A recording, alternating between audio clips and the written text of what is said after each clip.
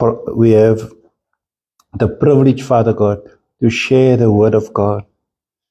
We have the privilege to look together and go through the scriptures in order that we may find solutions, that we may find the answers, so that we can all be transformed into Christ-likeness, so that our growth in Christ is steady. And therefore we pray that you will bless this word to us, Father God, and that the word, the seed will fall on good soil, so that there is always a produce, Father God, so that the body of Christ can benefit, but also society at large. In the name of Jesus, we thank you. Amen. So, beloved, I am still very excited. As I said last week, I am very excited to speak on this, to speak on the subject of the Holy Spirit. Last week, we spoke on, and we read verses of Scripture to show that we have the gift of the Holy Spirit. If you are a child of God, if you proclaim Jesus Christ as Lord, if you took up the challenge when Christ said, if anyone comes to me, that streams, rivers of living water will flow from the innermost being. The Bible confirms that such a person have the Holy Spirit in him. And that is why I said I'm excited to minister on the subject of the Holy Spirit, because it is vitally important for us, because if we miss that, if we don't understand the value and the necessity of the gift of the Holy Spirit, it means any gathering is just a normal gathering. If we come and we don't have the Holy Spirit or no sense or understanding of the Holy Spirit, it means we are just like any other group that gathers. And we discuss certain things and we practice certain things, but we are then no different to any other grouping. But like I said, this glorious gift of the Holy Spirit that God has given us was given by the Lord Jesus Christ in order to assure us of our salvation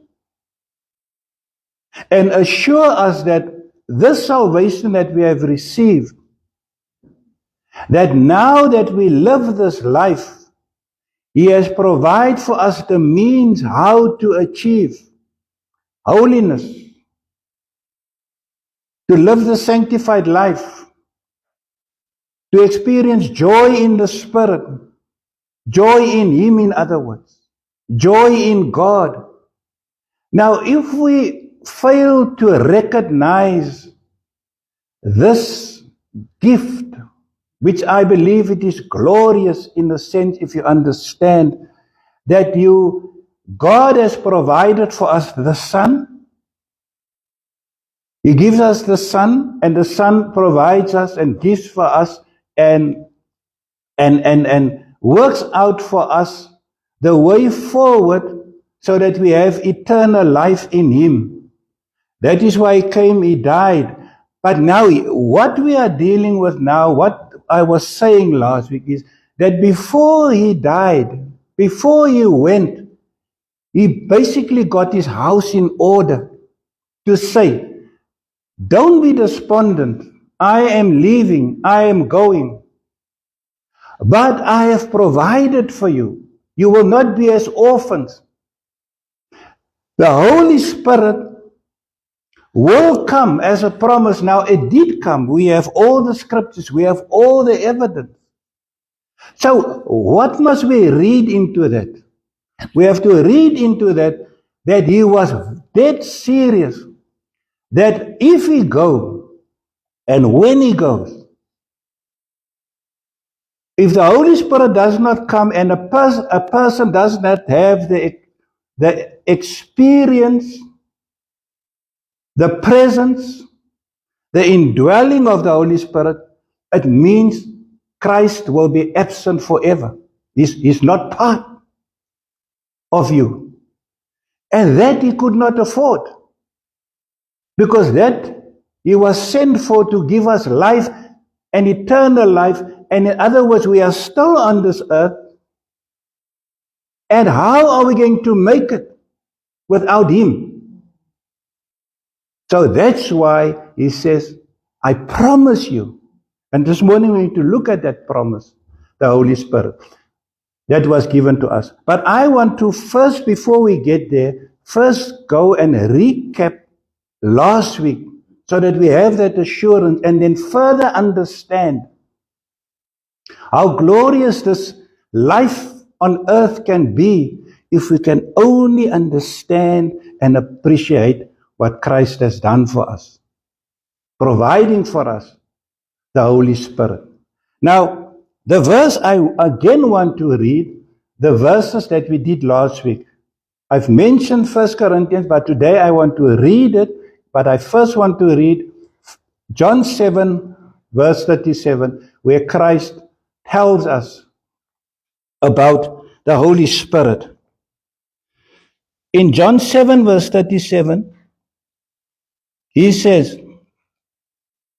now on the last day, the great day of the feast, Jesus stood and cried out, saying, if any man is thirsty, let him come to me and drink.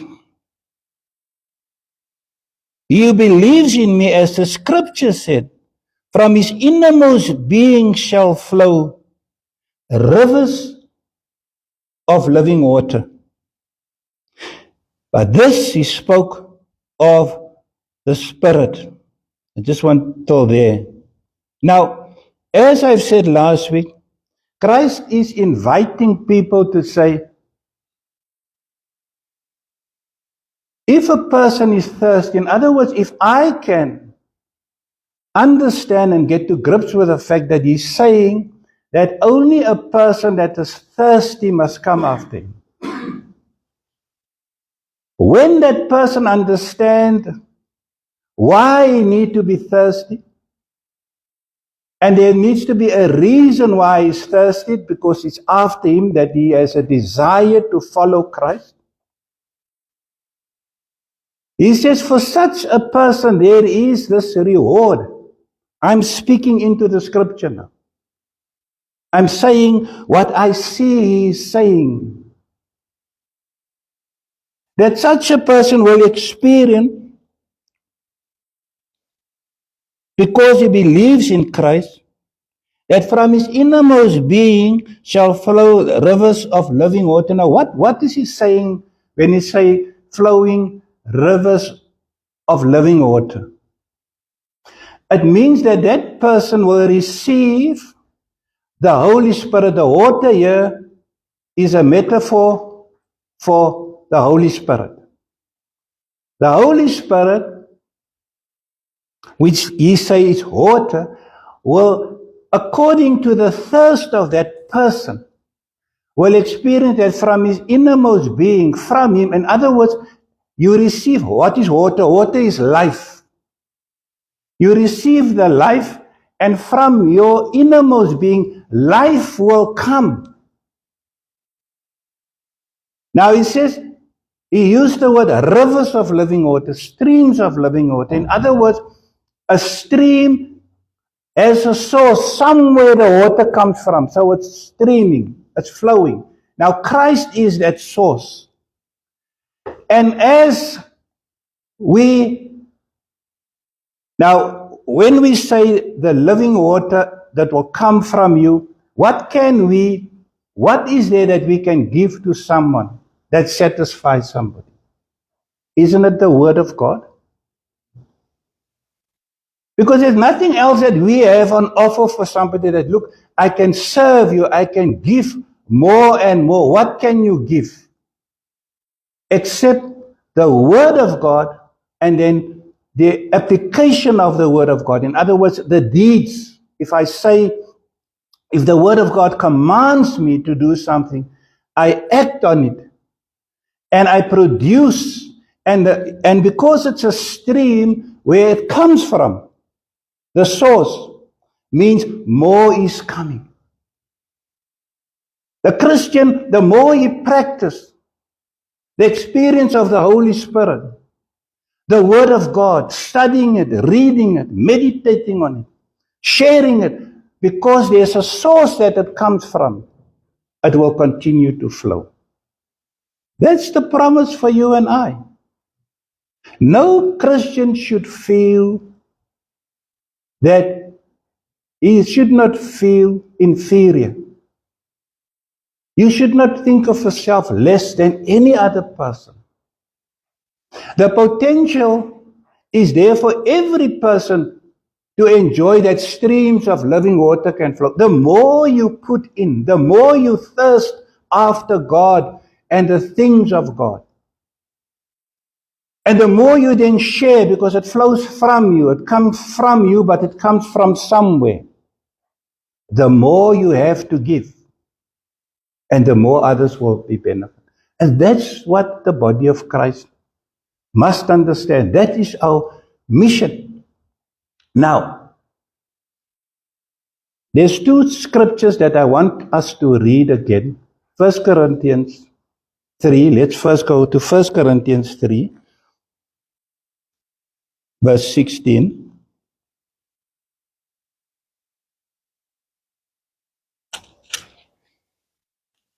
1 Corinthians 3, verse 16 says, "Do you not know that you are the temple of God and that the Spirit of God dwells in you? If any man destroys the temple of God, God will destroy him. For the temple of God is holy, and that is what you are." Now, as I said, this is positive language. This is a language, this is words of affirmation. In other words, it affirms something that you actually should know.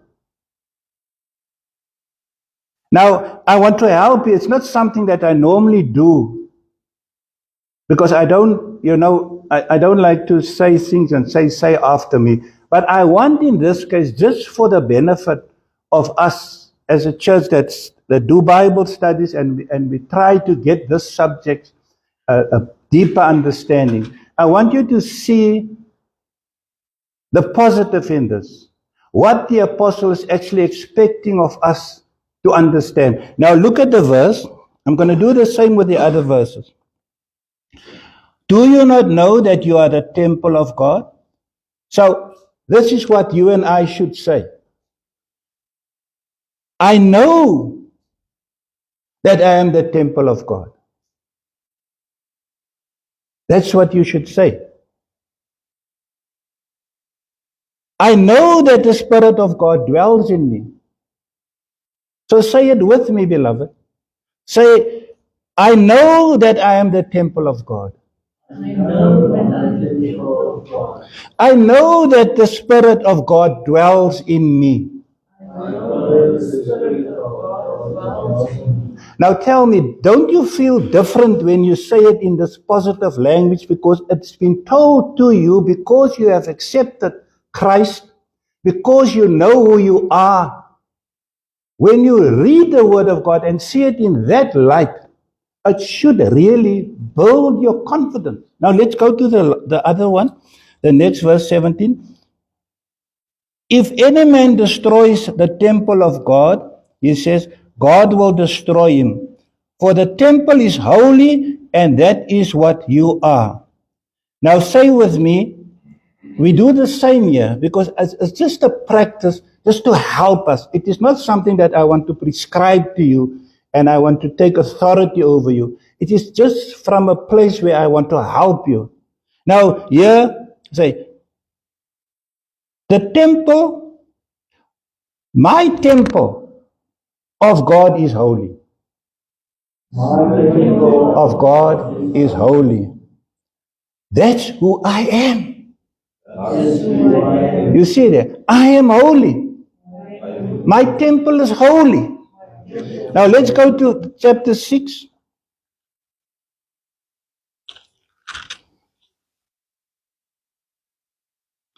Again, he comes with the same thing. Chapter 6, verse 19.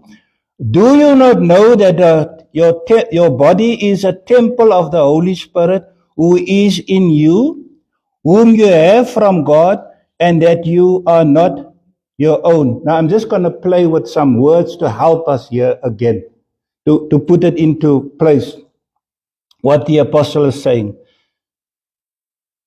I know that my body is a temple of the Holy Spirit. Say that.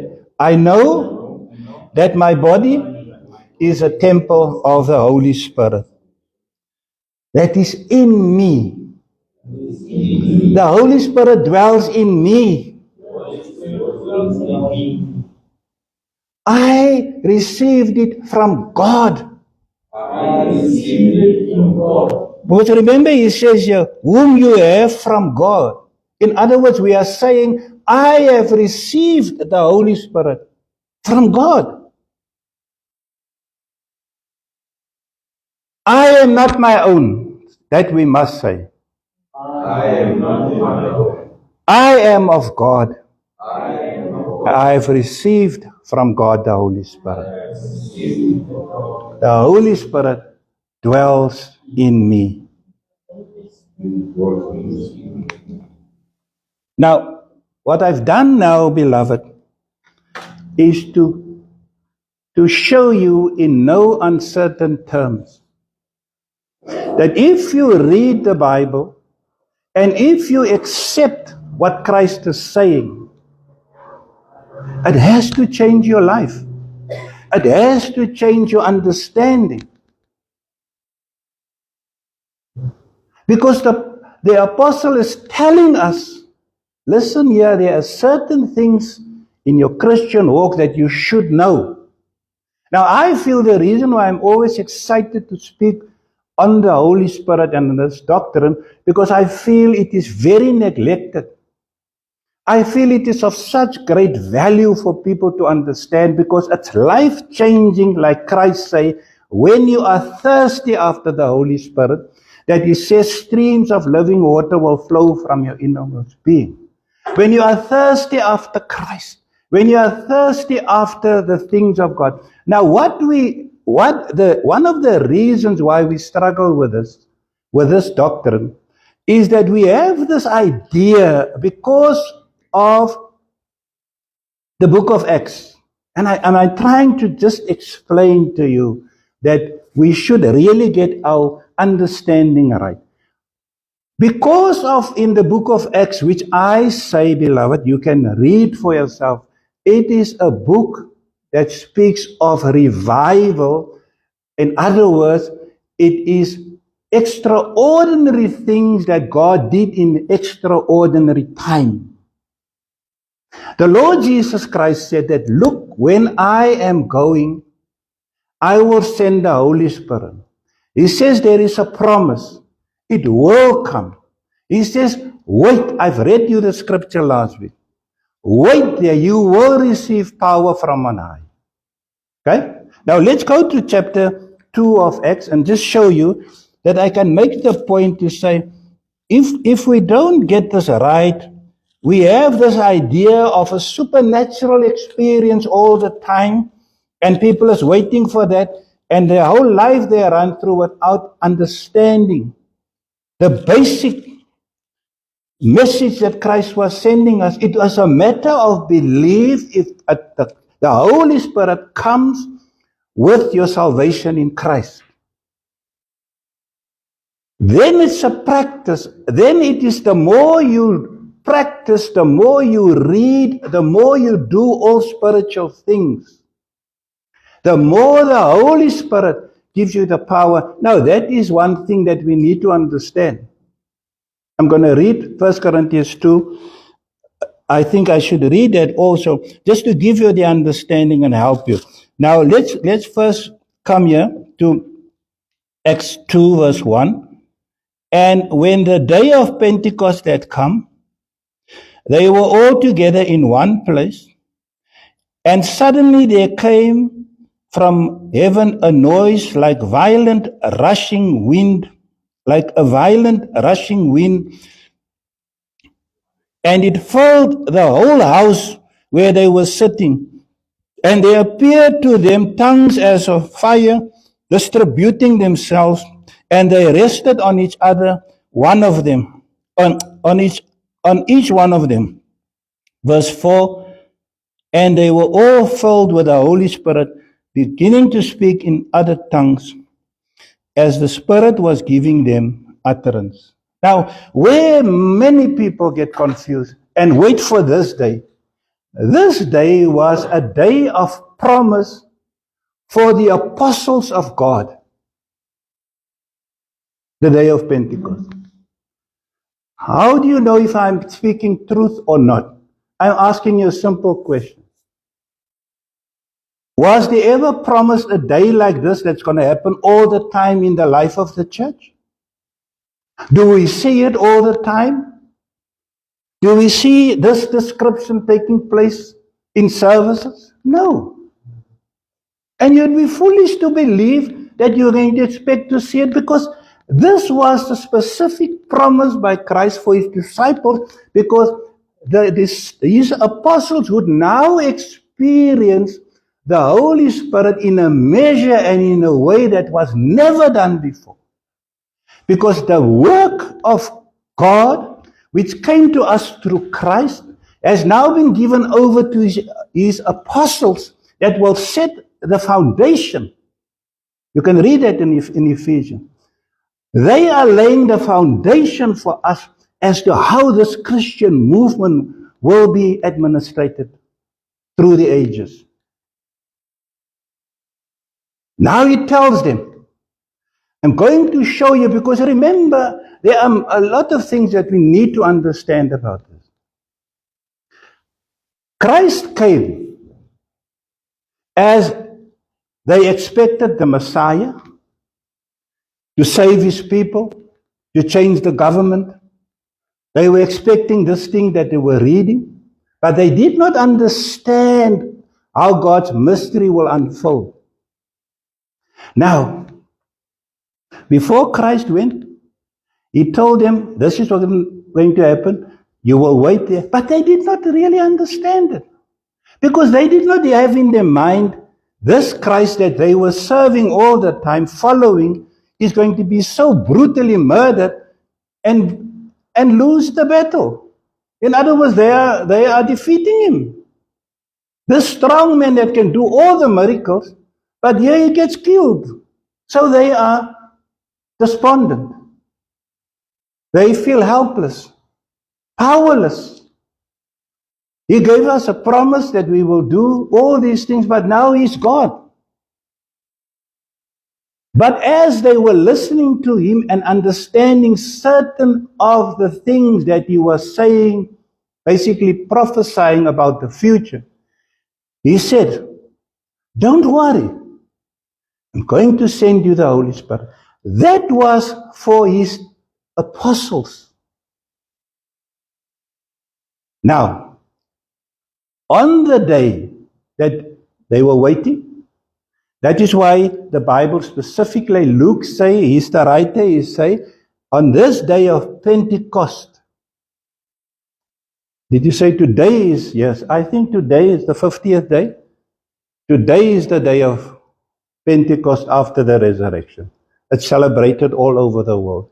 And I believe one of the things why we are so ignorant about many of these things is because we cancel out things that the church has brought in through the ages to bring awareness, like Christmas and Easter. We fail to even understand this, because many of the charismatic movements and even the churches that I grew up in, they don't even realize the significance of a day like this, to be remembered, to be carried forward. A day of Pentecost, it was real. And we memorize that, we remember that. Now, When the day came, it came in a way that was never done before and never after that. If you challenge me on that, just show me the proof. I'm not talking about revivals that happens occasionally after 60 years, they say, the stats. I'm not talking about that. I'm talking about as an institution that continuously we find a day of Pentecost that did not happen. It was one day. And it was a specific day. And it was a demonstration, like I said last week, just as Christ came to show that He's God, He raised people from the dead in order to show that He can forgive sins. So you either believe me or you reject me. I'm either truth or I'm fake. And to show that He's truth, to show that He's God, He did things that no one has ever done before Him and that no one will ever be able to do after. That's Christ. Yeah. He's presenting to His disciples the proof, once again, that though I'm going to leave, I will send you so that you can know that when the Holy Spirit comes, there is such a thing. It will be real. You will have an experience and it will be transforming and life-changing. So on that day, these things happen. I've read many books and I'm still reading. But this particular incident has not been repeated. So I'm saying to you, it was a revival, and that's the book of Acts. That is why you cannot walk around and want to do things that they have done in that early days of the church, because it was given to the apostles to demonstrate and to show, to bring people into the faith and to lay a foundation. Now, there's something on that. That's the reason why the Apostle Peter, when he spoke this, he laid out to them, he explained to them, men, this is what was promised. But he himself became a changed man. Because it was the very thing that Christ said, that they will do greater things that He done. Excuse me. And that is why Peter could walk and raise people that were crippled. They did many miracles because it came with a promise to show, yes, now we know, we are certain that the Holy Spirit came. People saw, we were Jews, there were Gentiles, all sorts of people. This is amazing. Because this is what happened there. It's so amazing. They were Jews, and when the Holy Spirit comes, it shows something is different now. Something is totally different. Even as when Christ was on earth, what has happened now is strangers, people from other nations that is here. God embraced them all. You see the difference? The Holy Spirit comes and do something so supernatural besides the signs that they see. But the Holy Spirit fell on people that were different. Everybody accepted. Thousands of them were excluded from the Jewish tradition. From the Jews that were Christians. Now, Gentiles came in because of what? The Holy Spirit. But as you read through the book of Acts, as you go through the letters of the apostles, you don't find this dynamics any longer. You just find church administration, the book of Timothy that Paul writes, and they call it the pastoral books, and to Titus. It's a book about church administration. It's a book about church governance. It's about ethics. It's about conducting yourselves. But there's no emphasis that Paul says that when you're going together, you will have all these things that has happened. Now let's go to 1 Corinthians 2 to show you what Paul is saying. How Paul takes it further. 1 Corinthians 2.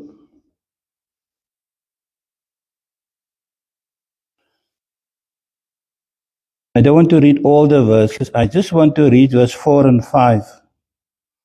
1 Corinthians 2, 4 and 5. And my message and my preaching were not in persuasive words of wisdom, but in demonstration of the Spirit and of power. He speaks of the Holy Spirit. That your faith should not rest on the wisdom of men, but on the power of God. Now, if you would think that Paul is saying here that when he preached, then those things that happened on the day of Pentecost will happen in every church. No, it's not like that. It's not been experienced again. But there is now an understanding that the Holy Spirit is present. And Paul takes it and he analyzes for us the difference between when a man stands in front of him, projecting earthly wisdom, projecting status, and projecting things that is not really aligned to the Spirit, the Holy Spirit of God. He says, you will be affected by that. He says, when I come, when I speak, I don't want to present myself. I don't want to let the knowledge that I have give you a certain impression of me. But what I want to do, when I present Jesus Christ, the crucified, in other words, in humility, presenting Christ as the crucified one, the reason why we are here today is because He died for us. We humble ourselves because this the fact that He was crucified means that He died for our sins and we have life. So it's not about me. It is about Christ. Now he says, so when I present Christ in that form, it is a demonstration of the Spirit. Now, I know many of us you might even disagree with what I'm saying. But based on what I've said earlier, we don't see tongues of fire any longer. We see the Spirit manifest in different ways. How does that work? When streams of living water flows from your innermost being, you speak under the power and the anointing of the Holy Spirit. It is the Holy Spirit, because this is what Jesus said will happen. The Holy Spirit, we're going to read that now. The Holy Spirit will come and He will convict you. That's the inner movement. That's the inner working of the Holy Spirit. When you are convicted and I stand in front of you, not everybody shows body language the same. But if the Word of God convicts you, it changes you and it transforms you. Paul says that is what the Holy Spirit does. That's a demonstration of the Holy Spirit. You see, because we must get our mentality right. It's not any longer. And even the speaking of tongues, now I do not want to go into that today. That's a subject on its own. But even when it comes to the speaking of tongues, I believe there is also a misunderstanding. Do I believe in tongues? Yes. Do I believe in healing? Absolutely. Do I believe in miracles? Absolutely. But I believe in genuine. In the genuine, I believe. I believe in the genuine miracle. I believe through the power of the Holy Spirit, like Peter went and it says, rise up, then you rise up. When you don't rise up, give some lame excuse as to why you don't rise up and bring the name of Christ into disrepute. When they say rise and then you rise, that's what a miracle happens. You don't tell the people, oh no, you see, you don't have faith, and come with all sorts of gimmicks to explain why it's not happening. It either works or don't work. It's either the Holy Spirit comes to you, convict you of that, and the power of God is at work, and it do happen during certain times. But this thing that we go and proclaim, no, we are healed and God will raise you, and then the person don't, and the person die. But we kept on saying, God is going to raise you. God is going to raise you. I believe we are bringing so much, doing so much damage. Because there are people out there that are not stupid. They say, but what is this? You believe, you tell me it says, and then you do that, and then it don't happen. You don't apologize. You say, but I'm sorry. This problem lies with me because God's word is infallible. That cannot be, because the word is true. But if it don't happen, no, they don't take responsibility. The people die like that with this false understanding, and it's especially because of a misunderstanding of the Holy Spirit. Because remember, Christ is not here any longer. Christ don't go around here and heal people. The body does that, but how does the body do it? Through the Holy Spirit. Now, chapter 2, we still at chapter 2 because I want to put this straight this morning so that you have confidence and have no doubt and have assurance that if you are a child of God, you have the Holy Spirit in you and you are secure of your salvation. You are secure in your position before Christ, not because you are smarter than somebody else, but because of the promise of the work of the Holy Spirit in your life that Christ said, this is how it will be. How do we know Christ is true? How do we know Christ was not a fake when it comes to the Holy Spirit? Because everything is said. There they will wait. This is going to happen. It happened. We settled with it.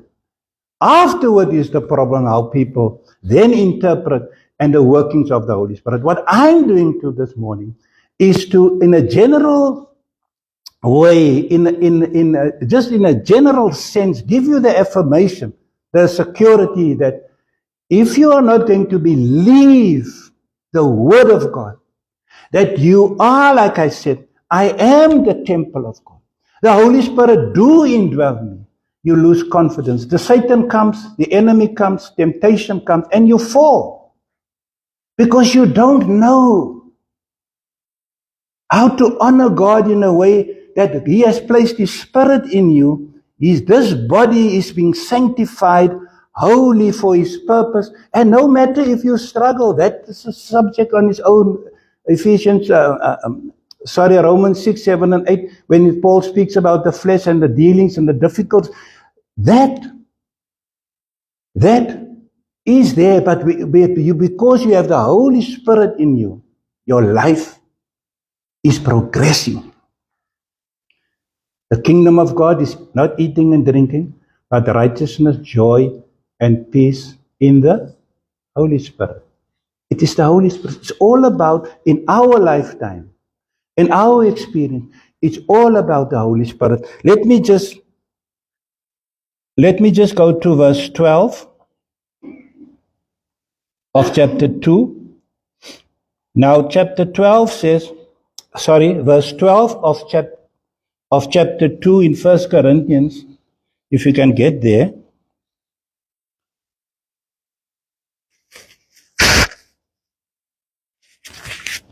Now, we have received not, I've read this before, but I want to go over it again. It's important, beloved. But we have received not the spirit of the world, but the Spirit who is from God. In other words, as Jesus has said, when you follow me, when you come after me, when you are thirsty, when you understand who you are, if you accept my word, my message, if you accept me, streams of living water will flow from your inner. That's it. That's what Christ said. Now here it says, so when we have accepted and being taken up into the Christian faith as part of the body of Christ, here's the promise again. You have received not the spirit of the world. But what did you receive? But the Spirit is from God. Now let's sing that in this practice this morning. Say it out loud, beloved. Say, I have not received the spirit of the world. Not received the spirit of the world. But the spirit who is from God, that I might know the things freely given to me by God. You see the significance. You should never feel inferior. You should never feel less than any other Christian. It's never meant to be like that. You should, even this morning when I'm preaching to you, you should never see Brother Peter as somebody that is more spectacular and better and in some way more informed. That comes with studying the Word of God and understanding. But as Christians, as true, valuable members of the body of Christ, you are no less than the person next to you.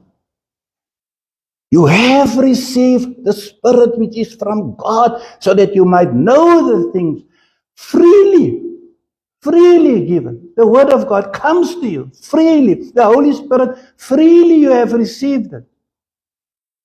Take up the promise this morning. Take it up. Walk confidently. Walk every day with that in mind. I am the temple of God. I will not destroy this temple because of sin, and you will see how easy it becomes. Because you attach value to your body. Because herein is the Spirit of truth, is the Holy Spirit, the temple of God. It changes your life when you know that. Because you're a person that is confident. You're a person that is assertive. You're a person that knows where you're on your way to. What is it? You will not feel small because of somebody else. You will stand your ground as a Christian. You will feel that you are empowered by the Spirit to do the works of the Spirit. Now I'm going to read, just to finish this point. Now, verse 13 says, which things we also speak, not in words taught by human wisdom, but in those taught by the Spirit. Combining spiritual thoughts with spiritual words. Just a very brief explanation on this. We have received the Spirit of God, not the spirit of the world, so that we might know, verse 12, give freely given to us, the things freely given to us by God, which things we also speak, not in words taught by human wisdom. So where do we receive these thoughts, these words? It's the Word of God. We have the Word of God. So when we have the Word of God, your thoughts are aligned to the Word of God. So your wisdom that you then present, your wisdom that you teach, is based on the fact that you now have the Word of God that you meditate on, the Word of God you understand, which in itself, when you do your meditation on the Word of God, provides you with spiritual thoughts, because that which you think comes as a result of the influence and the power of the Word of God, because you have received the Spirit of God. This is practical things. This is actually most basic things for us to understand. But we will have to continuously appreciate the fact that God has given us the Holy Spirit, and that you are unable to do so. Whatever you want to achieve in your Christian walk, if you don't have confidence that you are a Christian, made by God, chosen by God, empowered by God for His purpose, for God's glory, and that you never should feel inferior, never feel excluded, never feel that you are less worthy than any other Christian. But the natural man does not accept the things of the Spirit of God. Because why? Why not? Why doesn't he accept? Because God hasn't given it to him. He has not received the Spirit of God. Because Jesus said a person has to be thirsty. I'm using that as the anchor verse. A person must be thirsty after him. And when a person takes up the challenge and he realizes his thirst and his hunger, streams of living more will come, because now that he has accepted Christ, he knows the source is Christ. Here we have the same thing. The source is Christ through his word, the power of the Holy Spirit. So we understand the things of the Spirit of God. But the natural man, the person that refuses to be thirsty, refuses to accept the Holy Spirit, the gift that God has given, he cannot understand. Now look what it says here about such a person. This is the unbeliever. But the natural man does not accept the things of the Spirit of God, for they are foolishness to him. And he cannot understand them, because they are spiritually appraised. Why are they spiritually appraised? Why cannot you understand them? Because he is explaining this previously in the chapter. 2 verses, I've read it now. Because you have received the Spirit of God, you now have the potential, because of the Word of God, to combine spiritual thoughts with spiritual words. Your explanation, your life that you live through deed, is inspired by the Word of God. Your thoughts that you formulate to speak comes from the Word of God through the Holy Spirit that God has placed within us. It indwells us. That's the way we think, because the Spirit is in us. We are filled with His Word. We are filled with the power of the Word, of the Holy Spirit. The natural man, the unbeliever, cannot, because he has not accepted anything of Christ. How can he understand anything? That's the difference. Now, as we now see here, I've explained to this. There is no extraordinary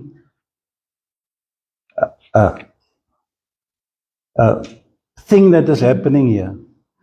There is no spectacular things when it comes to this, when the Apostle Paul. It's an intellectual thing that is bringing over to us. It is not something that we see that is spectacularly formed in the presence, like magic and stuff. No. He speaks because he understands what Christ was saying. He speaks because he understands, even in his time. He came in a few years after this great event in the book of Acts, the day of Pentecost. And by that time already, he did not experience what happened in Acts chapter 2. But he knew the Word of God. He knew God also, because Christ called him. He also had an experience, and he also did wonderful, great things, because here again, here was a person that Christ called, appointed, and empowered to show that because you will go take the gospel to the Gentiles, God has granted the Apostle Paul certain gifts of the Holy Spirit, the power of the Holy Spirit. Miracles could take place. But when you read, you come to the end of the book, when you write to the people in his letters, it's no longer the miracles. It is practical things, how to look after your body, how to drink a little wine. In those times, they were not advanced like us today with all the medications and the technology that we have. They used wine for so many things, for ailments and stuff, and olive oil and this type of stuff that they use. And you then refer them to those remedies, because the Holy Spirit and the power thereof was no longer demonstrated in the way that Acts 2 describes to us. Now, finally, as I conclude, I just want to go to John 14 to affirm what I was saying now, and then we finish.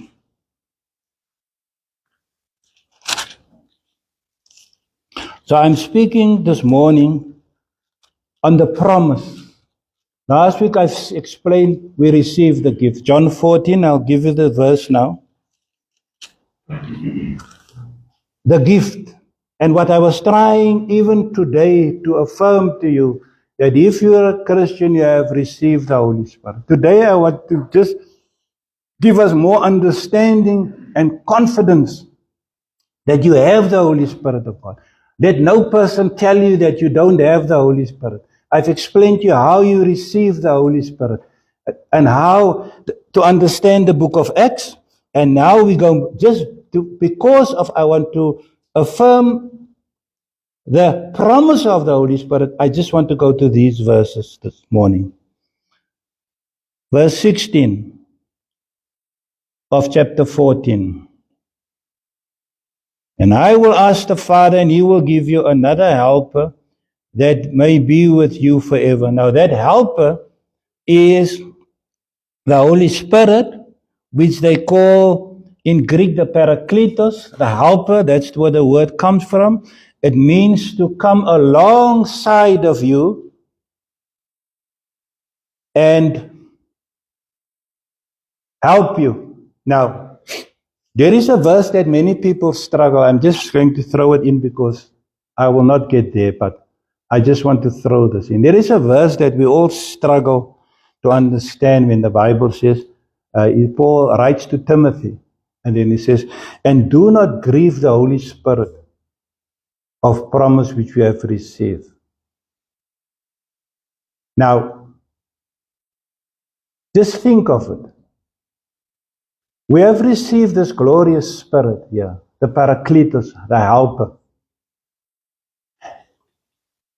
If you are aware of what has been taught here this morning and preached, and you now know here, I've explained to you what it means, the helper. It comes from Greek Parakletos, meaning the Holy Spirit will come alongside of you. Now, if you have this or aspire to have this glorious relationship with the Holy Spirit, knowing that the Holy Spirit is always as a helper on your Christian walk to guide you, to bring forth, and we're going to see the verses now, that everything that Christ wished for us to be and to act, that how will you then want to grieve the Holy Spirit? You see? People struggle many times about this. But here I want to show you, if you have received the Holy Spirit, if the Holy Spirit is alongside of you, if the Holy Spirit is there to convict you, to comfort you, it is best not to grieve the Holy Spirit, because it's like you and your wife. You decide you want to walk this beautiful path on life and make it to the end and see every day that you live according to the Word of God, and then there becomes a grievance. What happens? There's no joy for that moment. You see, immediately you are robbed of your joy because you do things that your partner is not happy with. What do? You grieve your partner. That's how we grieve the Holy Spirit. Just on that verse, I didn't mean to go in there, but I'm just sharing it with you as it comes to my mind. Now, verse 14 says, which verse did I start with? 16. Okay. 17. That is the Spirit of truth. All right? Jesus said, I am the way, the truth, and the life. Christ is sending us the Spirit of truth. So when the Spirit of truth comes, Christ is the truth. There would be no contradiction. Just remember that for now till we get further. That is the Spirit of truth, whom the world, verse 17, cannot receive because it does not behold him. Remember, we've read now, Paul has explained that. that a person that have not received the Spirit of God cannot understand Him. You understand Him because you have received the Holy Spirit. You have the Holy Spirit because you have received the message of hope, that you become a Christian, knowing that if I want to make it, I will be able to have Christ every step of my way. How do you have Christ every step of the way? The Holy Spirit, the Spirit of truth. Christ is the Spirit of truth. The Holy Spirit is the Spirit of truth. You having Christ. You don't want to grieve the Holy Spirit because you grieve Christ, the Spirit of truth.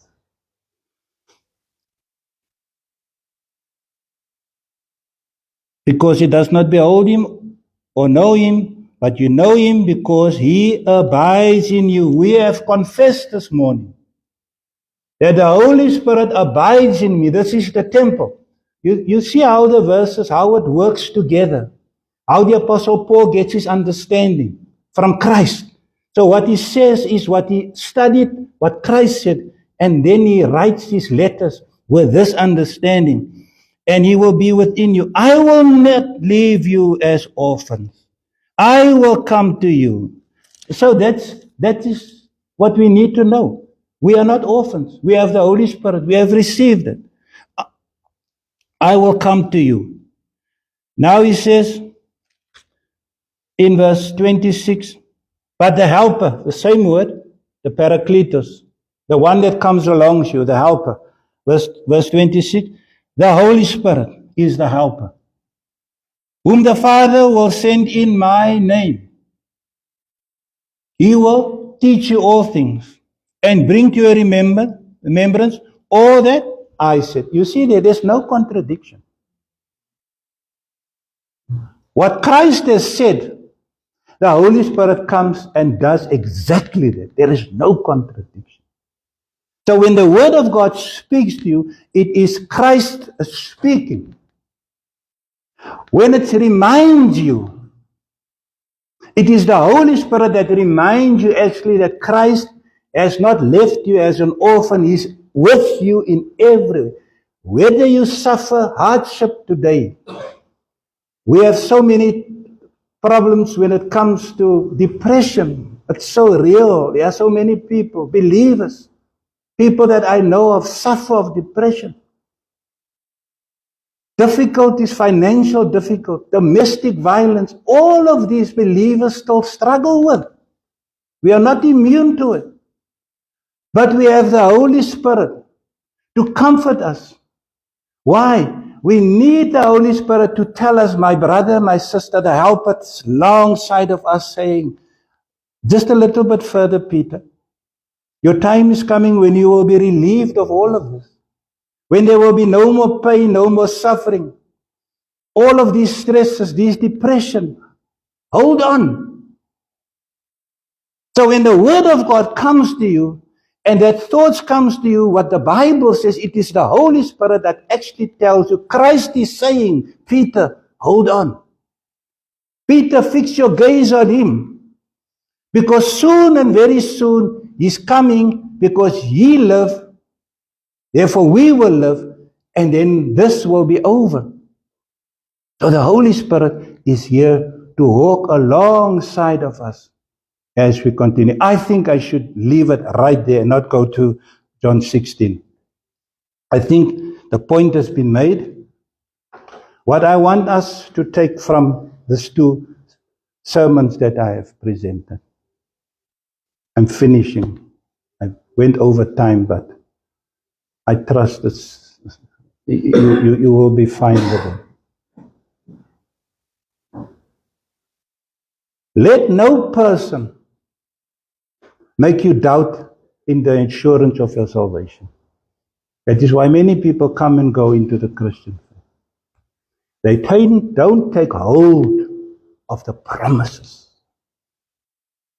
You have been chosen, this is what Jesus says, by God to be a member of the body of Christ.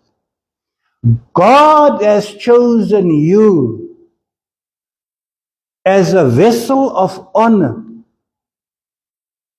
a person that is worthy in the sight of God to be a holy vessel, a temple of God? Who can with all confidence this morning say, I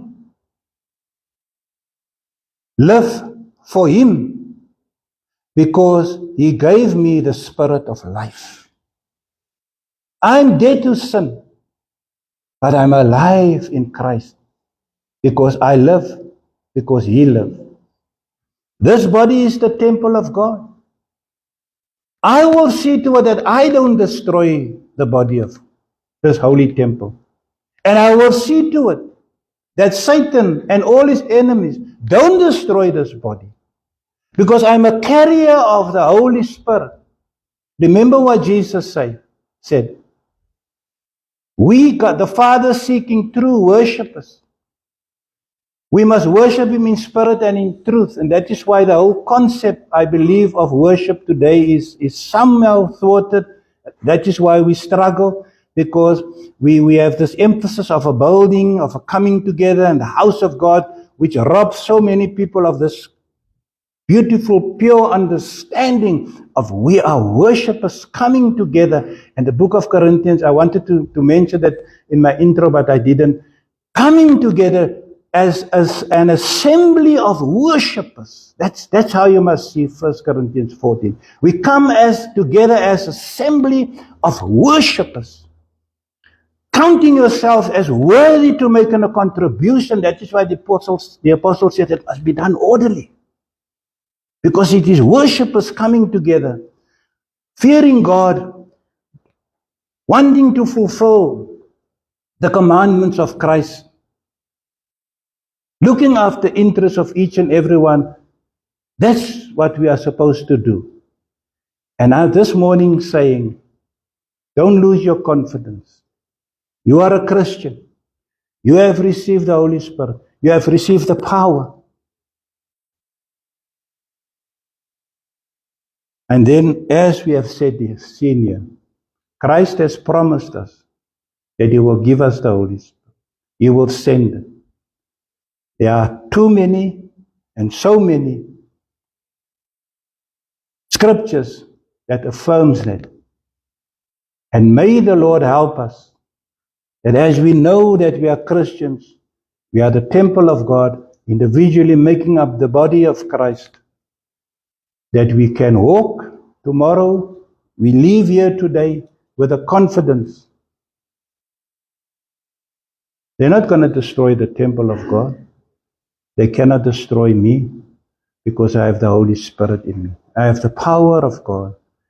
And why do we teach this, beloved? We teach this that our people become confident as you are being discipled to disciple others.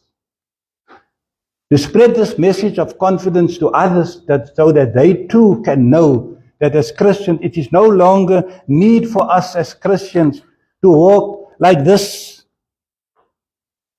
feeling useless, feeling not worthy, not having something positive to say, but instead, knowing confidently that we have the Holy Spirit in us and make a positive contribution in the life of the church and the life of the community, the society, but also very importantly in the life of our own families, that they can come in.